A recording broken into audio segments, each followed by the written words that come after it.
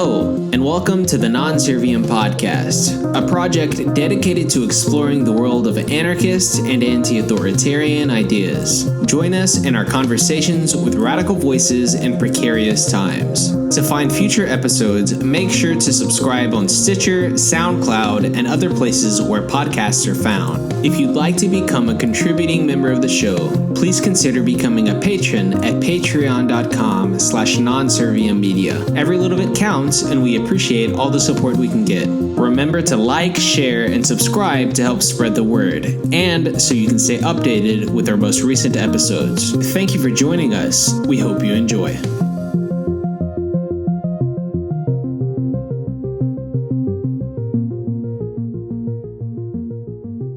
Hey there, everyone. Welcome to the Non-Serviam podcast. I'm your host, Joel Williamson, and you are listening to the 12th episode of the show. I want to start this out with an apology about the late delivery of this episode. I recently moved from Austin to San Antonio and have been dealing with some technical difficulties on top of that. So big thanks to everyone who remained patient with me, especially those who continue to support the project on Patreon. Y'all are awesome. There's an important event happening soon called Rojava Strong. It's a 2-day affair which will take place in Houston, Texas on Friday, November 22nd and Saturday, November 23rd. On Friday, there will be a benefit show at Darwin's Pub with Kurdish food, tabled literature, a silent auction, live paintings, documentary screenings, live music, and a host of guest speakers. On Saturday, there's going to be a rally, likely in front of the Turkish consulate. The goal is to raise awareness of Rojava and to protest against the recent violence and aggression committed by Turkey. The guest speakers will be talking about 1. The people, culture, and history of Rojava. 2. Democratic confederalism and its commitment to gender equality, participatory democracy, and ecological sustainability. 3. Its imminent threat under invasion, occupation, and genocide. All donations from the event will go directly to Rojava through Hejar. And there will be tabling signed books and other materials from the Emergency Committee of Rojava to encourage additional donations to the Emergency Committee as well. My guest today is a speaker at this event.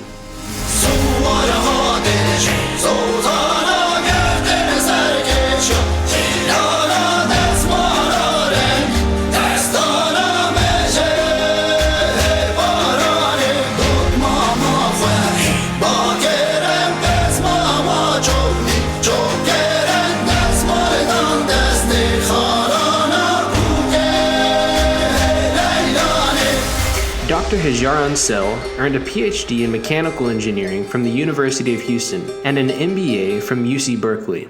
He is a co-founder and board member of the Kurdish American Foundation of Houston and was born and raised in Northern Kurdistan, where he grew up in a politically active environment that gave him first-hand experience of the evolution of the Kurdish Liberation Movement. Dr. Hejar, welcome to the show. Thanks a lot for having me over. Of course, let's dive right into this thing if you're down. Sure. I'm sure growing up in Northern Kurdistan was interesting to say the least. What was that experience like for you, and how has the area evolved since you were young? That's an interesting and very loaded question. I'll try to answer it as short as possible. But I think it can be summarized by one word, probably: state. When you grow up in Northern Kurdistan, you refer to the country you live in, Turkey, as the state. And you see it as a strange element which has its presence around with its institutions, and most of the time actually with its military or police institutions, that is trying to somehow exert some authority on some people that really don't get along well with it. Mm-hmm. And then it has its own repercussions around it, right? That the state entity is unleashing its power, its furor, its anger, whatever you want to call it, quite frequently to almost teach and make the dwellers of the region some docile and obedient elements, and then you also see some people that are rebelling against it. So it was a mayhem in that. The evolution itself was super interesting in a sense that, like, I was surrounded by a lot of Kurds. Like, Northern Kurdistan is like more than 90% ethnically Kurdish. So you just see a lot of people trying to find different ways of actually resisting this state apparatchik or the oppression, however you want to call it. And most of them conclude that the state and the authority is actually not a good thing. And I think it's one of the very rare corners of the world where majority of normal people that are just earning living wage come to conclusion that, well, maybe we can have a non-state entity, maybe some other type of organization that can be an alternative to a state and that can serve our purposes better. What did your personal political evolution look like? So as a kid, I was drawn naturally to Kurdish Liberation Movement. And for me, all the injustices that I saw around could be explained with my child or a very young man's mind was like, oh, it's maybe just an ethnic conflict, right? Like one group is trying to subdue another group. It's some sort of neo-modern colonialism. But as I go through that, I realized that the whole problem was actually the oppression structure that had three main elements. It was an oppression on women, which was very obvious, and the state was very happy with that. The second one was that whole element of trying to subdue the nature. They were building a lot of dams around and inundating historic sites or creating depopulated areas to change the ethnic constitution of the region by building dams. So for me, it was like, okay, so the second element of this oppression is on the nature. And the third element was against basically the people's will. And in that case, because the region is more than 90% Kurdish, most of the time Kurdish people's will, but it could be in any other corner of the world, and it will probably be similar type of oppression. So coming to realization of that and embracing a more international understanding of what was going on was really key for me. And when I look back, like I'm really grateful to be introduced to the writings of Libertarian Socialists from around the world, namely like Murray Bookchin or Anarcho-Syndicalist or somebody like Noam Chomsky. All these really influenced me and showed me that it's what I've been living through was not unique. It's been going on everywhere. And what eventually brought you to Houston, Texas? Oh, it was just education. I was a mechanical engineer, and I have this scientist side in me as well. And I just wanted to pursue a Ph.D. in mechanical engineering. And the research topic was very interesting, and nanotechnology. And I just moved here. So you helped to co-found the Kurdish American Foundation of Houston. What's that foundation all about, and why did you help to start it? So the foundation itself is focusing on preserving the Kurdish culture and making an important color of the American society as Kurdish Americans.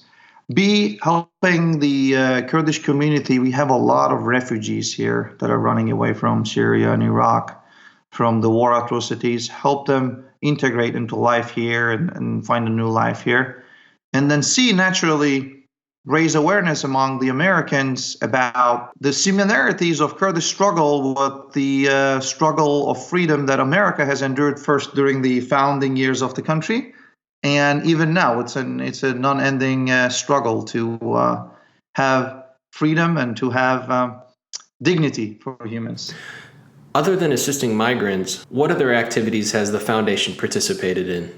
I mean, the fundraisers to help people in Rojava and then also in southern Kurdistan was one thing that we did. I think that really helped our people outside America. But we are a part of a larger alliance here with women organizations, with multiple progressive organizations in the city. And we are trying to show our solidarity with them by being at every event. And specifically, we also held quite a few protests, depending on, like, if you're from Kurdistan, there's always something to protest. So it wasn't very difficult for us to draw people to those events. Well, speaking of events and protests, you'll be speaking at one soon, the Rojava Strong event coming up. What are you going to be speaking about, and what do you expect to happen at this event? The event itself has, in my mind, is the double, very important goals. One is naturally raise awareness about the struggle in Rojava and how different it is than what people perceive about it. It has this very important bottom-up organized society that is creating an alternate society that what we call nation state. And what we offer in Rojava as a model is very different. It's not a nation state. It's actually a communal way of organizing the society in a very municipal way. So I want to definitely talk about that topic, and we want to raise awareness of that. And the second element of the event will be about fundraiser. We will ask for help to Kurdish Red Crescent, who was directly helping the refugees and the victims of the Islamofascist violence in Rojava. Rojava includes a multitude of autonomous cantons scattered across the region. How does their governance actually work? So actually, the inspiration for that whole model is coming from Murray Bookchin. I'm not sure if anybody else mentioned that before, but the whole idea is basically a libertarian municipalism, creating some neighborhood communities which has their own co-chair people, one woman and one man at each level. And then these people go to a higher body and represent their community. These communities of communities go to a higher body and higher body. So it's like an organized strata. But the beautiful thing is, whatever the lower chambers suggest, upper chambers cannot veto. All they can do is to basically discuss that and prioritize it. And another beautiful thing about it is that a woman can veto a man's vote, a man cannot veto a woman's vote, which is a direct implementation of the absolute gender equality element of the movement there. And overall, all these communities are organized under a cantonal approach, like you said. There used to be 4 cantons under the Rojava administration. But right now, I would say one of them is unfortunately invaded by Islamofascist thugs, and the 3 others are under heavy attacks. But that didn't really change the governance in the region. Whichever regions are free, the most important body is those municipal councils that take the most important decisions for the local populations. Do you have hope that there will eventually be peace in the Middle East? And what role does democratic confederalism play in that? So democratic confederalism in itself has a very progressive element of, like I said, local governance. And even today's ultra-capitalistic approach that is basically imposed on us, telling us, well, going local is not that bad, actually. It's good for people. So that local element, basically, I think is very important, starting from the radical left, going to radical right, and it has that element in it. The second element is all the different ethno-religious minority groups and the majority group itself, all the different groups need to live in peace, preserving their own way of being. And I believe this kind of approach requires a revolution in people's mind in the Middle East.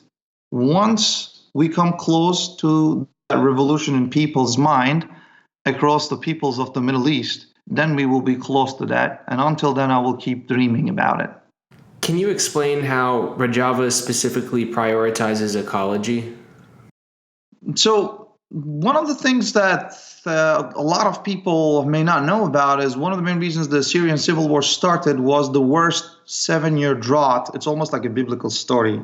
From 2004 to 2011, Rojava and Syria overall had the worst drought in the last 100 years. And that created, that was the direct impact of the global warming on the very fragile ecologies that we have, especially there in the Levant region, which is Eastern Mediterranean and then the Syrian desert.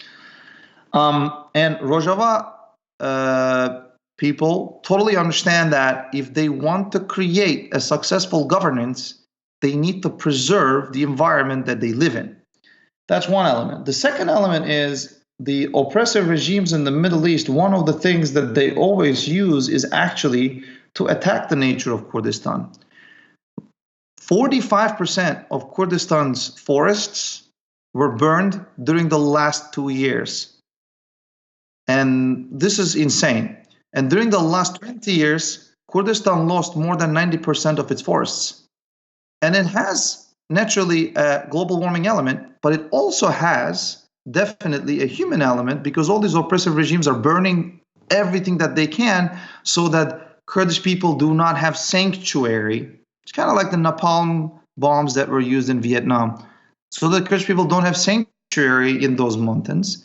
And the second element is they're building all these dams to create little islands, little Kurdish islands in the middle of the whole Asia Minor. They create those little islands and then they depopulate those areas. And then they do ethnic engineering by basically settling Islamist and non-Kurdish ethnic elements into those Kurdish areas. So we saw that basically the attack to the Kurdistan's nature is the first step of our ethnic cleansing.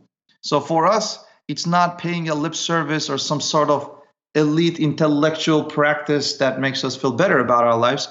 It's our livelihood. If we want to survive these attacks and exist as Kurdish people, as we have been known last 7,000 years in history, we have to do our best to preserve our ecology. So you can see a lot of small local organizations there. They are setting up multiple little farming areas, and the Rojava administration is distributing plots to landless people so that they actually own their own nature, and then they what they call regreen the area. I don't know if it's a proper translation into English, but that's what they are doing there. And they are also creating almost like a kibbutz system in Israel, small communal villages that work together, that toil together, and then that sow together, harvest together, and share all the revenue that comes from the sale of all the agricultural goods equally among themselves. That's almost like a utopian, futuristic society being implemented there. I'm not saying this happens at every corner, at 100% of the society, but I'm saying that making this happen for each and every single Rojavai person is the goal. And I doubt that there's any other country that has this goal of providing small plots of land to its own citizens so that they own their own sort of connection to the land and that they run their own agriculture. I think it's very progressive and futuristic, and that shows how committed we are to ecology there. The sustainable housing is another element that people are working on. They're building the houses like it was used to build during the Mesopotamian agricultural revolution that was 8,000 years ago, because that provides you best housing in terms of you don't need AC to cool it or to warm it, and the walls themselves breathe and blah, blah. I can go into all detail, but it starts with housing and their own agricultural needs, goes down to the whole idea of building dams or energy consumption and all that. They definitely, in Rojava, are changing the mindsets of people, sometimes by moving them 10,000 years ahead, sometimes by moving them 10,000 years behind, because some people in the history were doing the right thing compared to what we do now. You touched on it earlier, but I was wondering if you could expand on what women's liberation looks like in Rojava.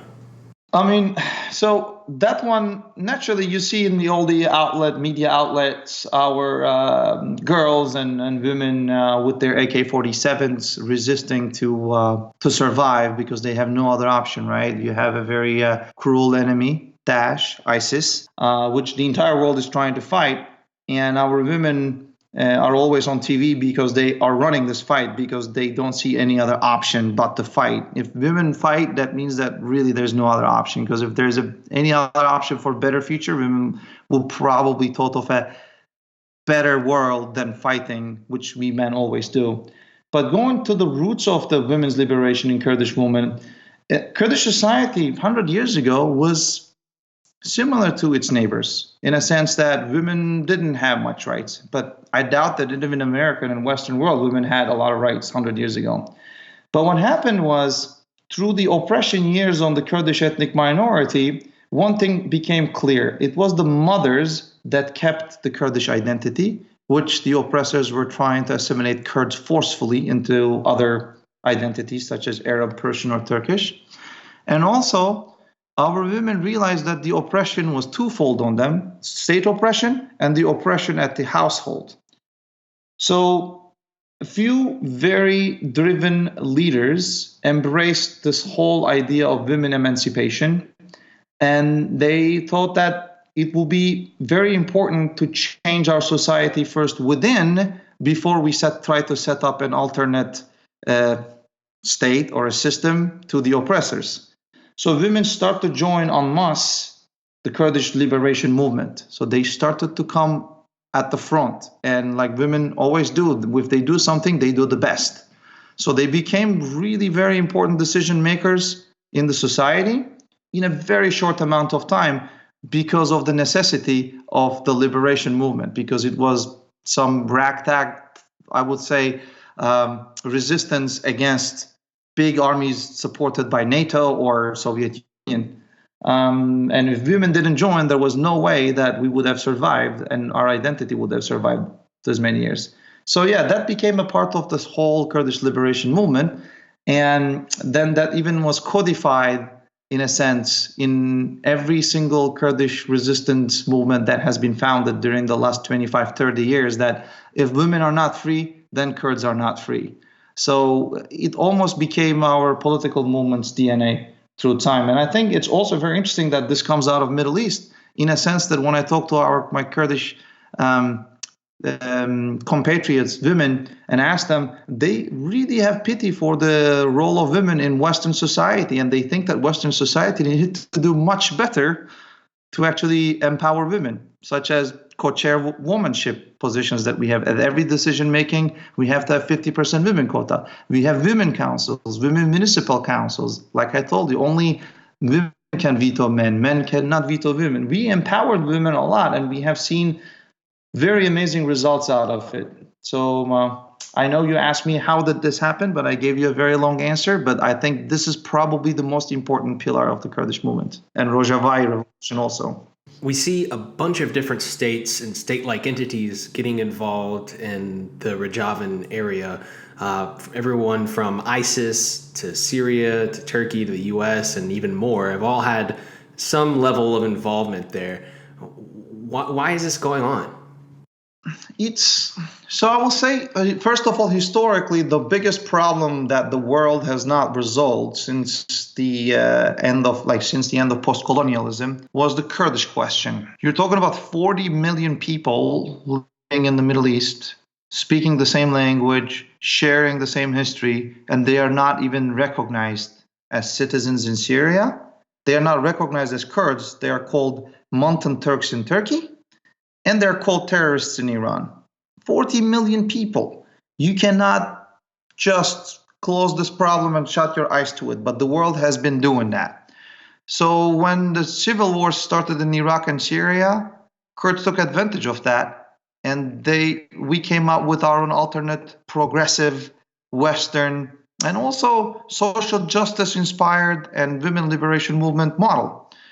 So naturally, the oppressive powers of the Middle East like to keep Kurdistan as a colony, and they all have their own historic alliances, such as like Turkey is a member of NATO, Assad regime and Iranian regime are in collusion with Russia, and Iraq is just going between this pendulum.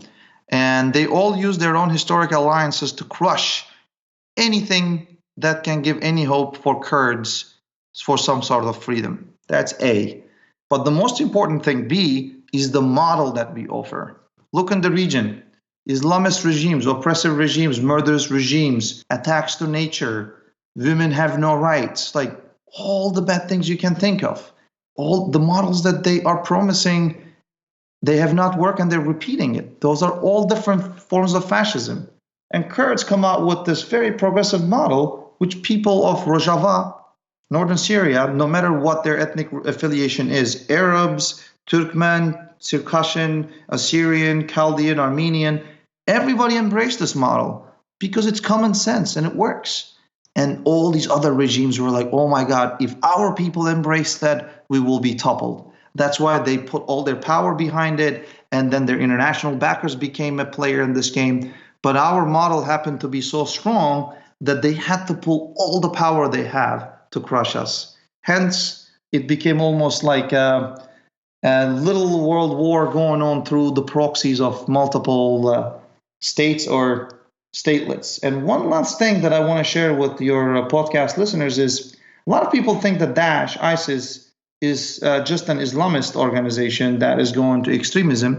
But in reality, it's actually a Sunni Arab supremacist organization that has been using Islam as a great facade to recruit foreign fighters. But in reality, all they want to do is to make sure that the Sunni Arab supremacist rule that has been established by the British and French rule after World War I comes back to power. So that's what a lot of people don't understand. They think there's some sort of extremism going on. It's religious. No, it's actually the system that Britain established after the Sykes-Picot Agreement, along with France in 1918, where they put the Sunni monarchs in power, even though Sunni Arabs were only less than 15% of that region, on top of all other ethnic groups and ethno-religious groups. And hence, when people revolted against it, all the great powers were like, oh, we established a good order 100 years ago, 15% ruling 85%. Now those Kurds come up with a model. Nobody rules anybody. Everybody rules themselves by a bottom-up society. Well, we kind of probably let them fight in a little sandbox and see what happens. Why did the Turkish military recently attack Rojava, and what should we expect as an outcome? For this question probably has been answered multiple times on many media outlets also, and I'm not going to say anything new for your listeners, but the whole idea is basically just like for Iran, if Kurds get a foothold anywhere, that can be dangerous because there are 12 million Kurds in Iran. Same for Turkey. There are 20 million Kurds in Turkey, and if 2 million Kurds in Syria gain some sort of autonomy or some sort of a new region that will give them hope for a better future, well, then 20 million of Kurds in Turkey will probably ask for the same. And that's a nightmarish scenario for Turkey. And so what happened in Turkey, basically, the decision makers thought that, well, maybe we can pull all the international support that we have to crush what the Kurdish-led Rojava revolution has been doing, so that the Kurds in Turkey do not hope for equality, for a better life, and for real sense of citizenship in Turkey. Let's just make sure that right south of the border, let's crush what's going on there, so that the ones in the north of the border do not dream a progressive, liberated women, ecological society in Turkey. How does the Rojavan people square their dedication to anti-imperialism while at the same time accepting support from the U.S. government? I think this is very easy to answer. Think of the progressive fighters in Barcelona against the regime of Franco in 1930s, right, during the Spanish Civil War. Did they refuse help from anybody when they were fighting against Hitler and Franco? No. Because it's not like Rojava people have a great basis that they can rely on in terms of defending themselves. And naturally, anybody that wants to fight against ISIS, anybody that wants to help Rojava people build their own model, they're welcome to help. But it doesn't mean that Rojava people need to change the model that we are trying to implement to please any power that helps the Rojava people. Russia helps sometimes Rojava people. Assad regime, which didn't give citizenship to 1.5 million Kurds, which in 2004 in a stadium killed more than 250 Kurds in front of the TV cameras, burned movie theaters full of Kurdish children when they were forced them to watch Baath propaganda videos. This bloody Assad regime is providing support to Kurds against Daesh or against the invasion of the Islamofascist thugs coming from the north. Rojava people say, yes, please help us, because we need help. But it doesn't mean that we are going to change what we believe in, doesn't mean that we're going to change the model we want to implement. To what extent is the PKK still a relevant force in Rojava, and has Rojava's interaction with them been a tactical mistake? I would say the interaction between PKK and Rojava, I'm not an expert on that, but all I can tell is basically it has nothing to do with tactical or administrative or anything like that. The only connection is the imprisoned ex-leader of PKK, Abdullah Öcalan. He is in prison right now in Turkey, and he learned about Murray Bookchin and his ideology in prison, and he offered his followers to actually embrace the ideology of Murray Bookchin and municipal socialism and libertarian socialism.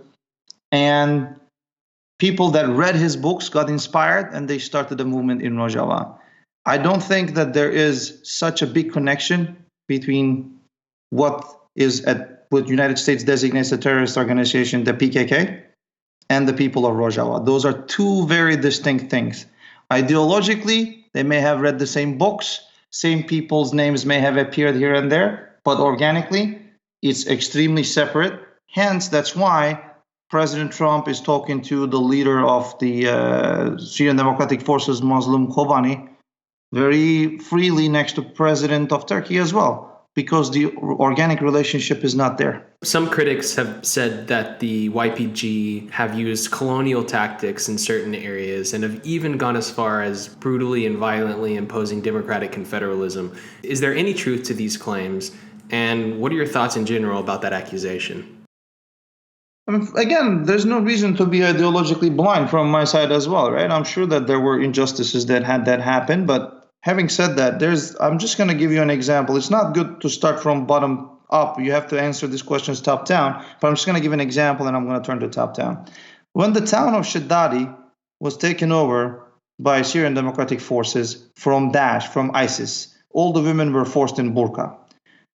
Our girls went into the town with the AK-47s, they liberated the town, and they told the man of the town, in 6 hours, send all your women to a school building where we're going to set up our municipal council, and they're going to choose their co-chairwoman, which is going to be sitting next to a co-chairman. And during that time, you guys choose a leader as well. And naturally, 6 hours later, these people who supported majority Daesh, who had no problem with this Islamofascist ideology, they have only experience of 6 hours with Murray Bookchin's ideology, okay? You cannot expect anything from these people. They didn't send any women. So our girls went door by door with their AK-47s and they said, send your women out. Otherwise, bad things are going to happen. Can you blame these girls who used their AK-47s to create a municipal council out of women from men that supported ISIS until 6 hours ago?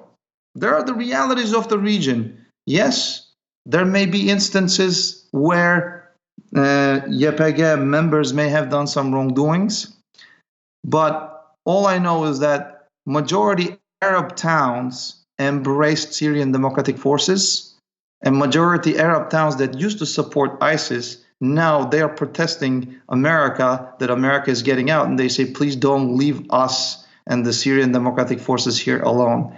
I think the fact that we change their hearts and minds in such a short time is a true tribute that the right thing has been done more than the wrong. Öcalan insisted that democratic confederalism was a form of stateless organizing. And it seems at some level that's obviously true, but at others, to an outsider anyways, it looks like it may take on some authoritarian elements. So do you think that democratic confederalism, and specifically the way that Rojava has implemented it, is truly stateless? So here's what I will say. Kurdish people have been living without, for us, state was a foreign element, as I said at the beginning of our talk. And in itself, the way Rojava is organized, the inspiration is a stateless entity where people are organized bottom up. But there is also the realities of war and the realities of the region that we are living in. So that requires some sort of discipline. I've been hearing the same things that you guys have been hearing about, some sort of discipline at the top that sometimes creates the impression that there is not only a bottom-up feedback cycle, but there's some sort of also top-down. But I think it's probably a part of an early revolution that is trying to change people's minds. But the most important thing is, what's the North Star? The North Star is a stateless society where people don't care actually which government's flags flying over them. They actually live their own life in their own alternate universe that they create in a bottom-up way. And I think that also goes well with the world order that is enshrined by the United Nations, sanctity of the borders, and member states' territorial sanctity and all that. So Rojava just wants to say we have no problems with any of that because we're trying to create an alternate to that. But while creating it, it can have some top-down elements. But I believe if Rojava becomes an internationally recognized system and people embrace it and the war conditions are over, that whole top-down element that some people are sensing will probably disappear. Some anarchists say that democracy, even when it's direct democracy, as you've described democratic confederalism is basically the rule of all over all. How would you respond to that? The individualism element, respecting that, but on the other hand, organizing the society in a way that a lot of people have very differing opinions is extremely difficult, especially in societies like Rojava. So going in a complete anarchist approach in Rojava would have probably ensured a catastrophic failure and the genocidal conditions for our people.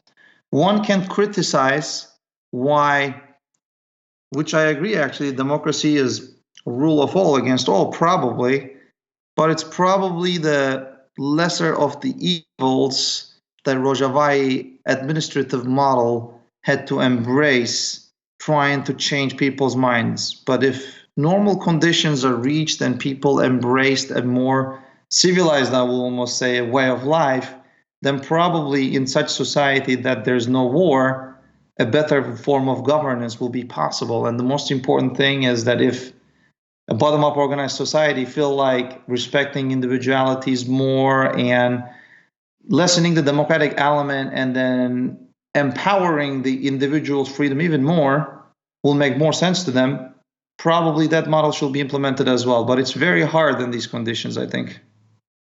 That is going to lead pretty perfectly into this next question. Speaking of individualism, do you think a type of individualist anarchism, I'm thinking of sort of anti-capitalist, sort of mutualist markets, do you think that that could work in Rojava? Or is there something special about or specific to the material conditions that makes their style of organizing particularly useful in that area? I would say when you look at the communal way of organizing in Rojava, it's actually trying to implement a model where individualist anarchism will be possible in some small communities.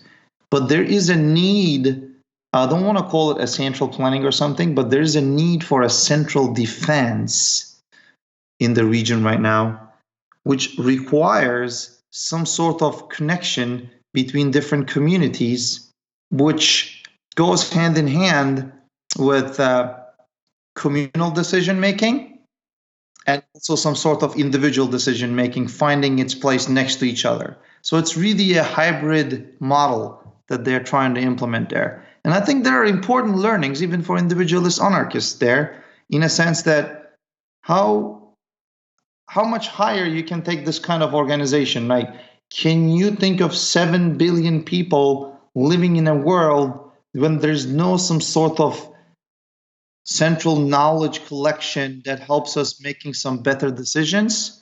Can we ignore that element? Can we go 100% local? Those are all very interesting, I would say, theoretical questions, but unfortunately we don't have time to answer them because we have a war. Just want to say, there's a concept of learning and unlearning. In America or in Western world or most of the world, people learned how bad nation state is. And now people are looking in the models how they can unlearn a centrally moderated way of ruling societies. We Kurds, we never had a state. We never reached the organization level, the oppressive state organization level that any other nation has ever reached. We always lived in some sort of tribal confederalism, which had its own family-based decision-making. And that's why we became a colony to others. So now we are trying to learn and unlearn how bad the nation state is in 7 years, what Western world learned in 1,000 years. So naturally we're making mistakes. But I think it's very important, something that sounds really right to any other person from the unlearning perspective of how bad central authority is. For a Kurd, central authority is some sort of a learning because she never had it. That's very interesting. On a similar but different note, do you think there's hope for democratic confederalism in the United States or even in Texas? Or in your opinion, would our material conditions require a different set of organization and tactics? I would say naturally there are different peculiarities of America. Like, first of all, like freedom of expression, freedom of speech, freedom of like protesting. The whole governance in America is not as oppressive as what you will see in the Middle East, right? Because the peoples of America resisted and they always dreamt of a better America. In terms of specific learnings, I will say the most important things was three things probably from Rojava. The municipal councils, which is something that progressive people can start implementing immediately in environments where progressives live close to each other. And that creates a whole body, in some sense, like a political body of people that come and discuss topics that are important to them. And then they can show their will in parallel to the top-down organization. They can build their own bottom-up organization. And it's totally constitutional, it's totally legal, it's totally supported in the society. Number two is that whole cantonal approach can be implemented here in a sense that those little communities that are formed all around the nation can be connected with what I was calling that loose knowledge transfer connections. So that way everybody learns from each other's experiences and they create almost their own little network of bottom-up organized communes. And the third element that is very important, I think, in terms of learning, instead of trying to fight the system, try to change it, try to talk how bad the system that surrounds us, try to build something alternative that is good from bottom up, and then say, if you fly your flag over here, and if you have your cops here and your military here, as long as you don't kill us, we have no problem. We're just setting up our own way of life, bottom up. And that's how it started in Rojava, in an oppressive regime like Assad, one-party regime. Why can't you set that up in America as well? There's definitely those three learnings. And also making sure that the women are always 50% in decision-making will ensure that A, everything stays peaceful, B, everything stays more calm and reasonable, C, it becomes successful. Okay. Do you consider yourself an anarchist? I do not. I think that every single ideology has important learnings that they offer us. And the reason I answered I do not is not because I adhere to another sort of ideology. I just call myself a progressive. There are multiple, like libertarian municipalism of Murray Bookchin is very interesting. A communalist society, not communist again, a communalist, like a libertarian socialist society is very interesting. Anarcho-syndicalism is very interesting, and they all have interesting lessons that they are teaching us.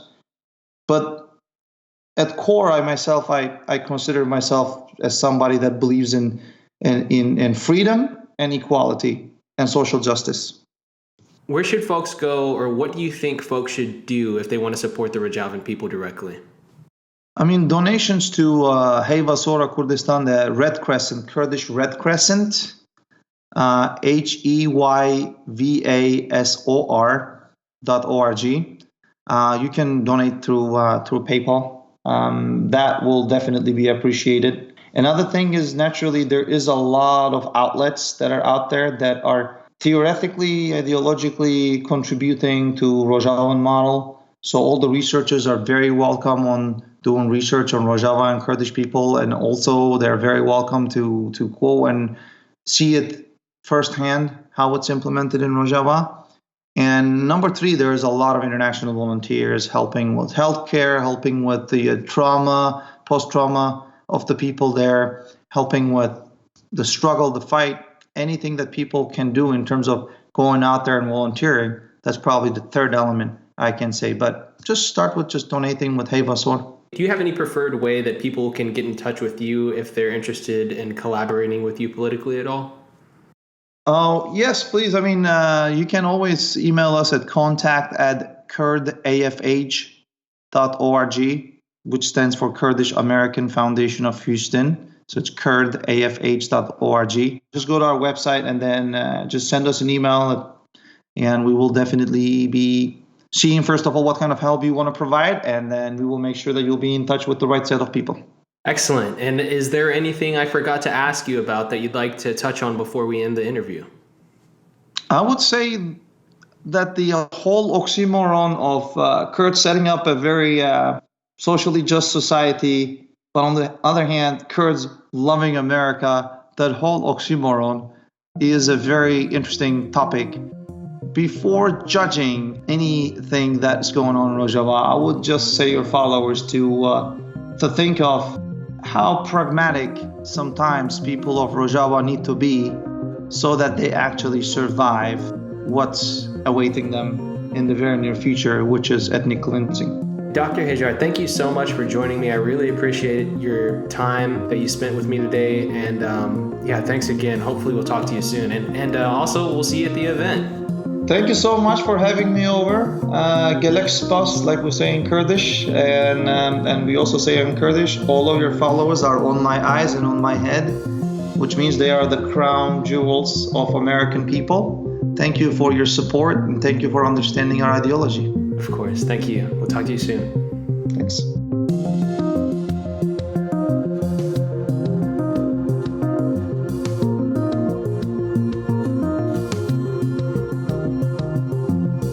There it is, folks. I hope everyone enjoyed my interview with Dr. Hejar Ansel. If you're in the Houston area on the 22nd and the 23rd, be sure to make it out to Rojava Strong. And if you aren't able to be there, make sure to spread the word online and otherwise. Thanks again to everyone for tuning in, and a special thanks to those who support the podcast through Patreon. Remember to like and subscribe, and check out our full catalog at nonserviam.media. Thank y'all so much for tuning in. We'll talk to you soon.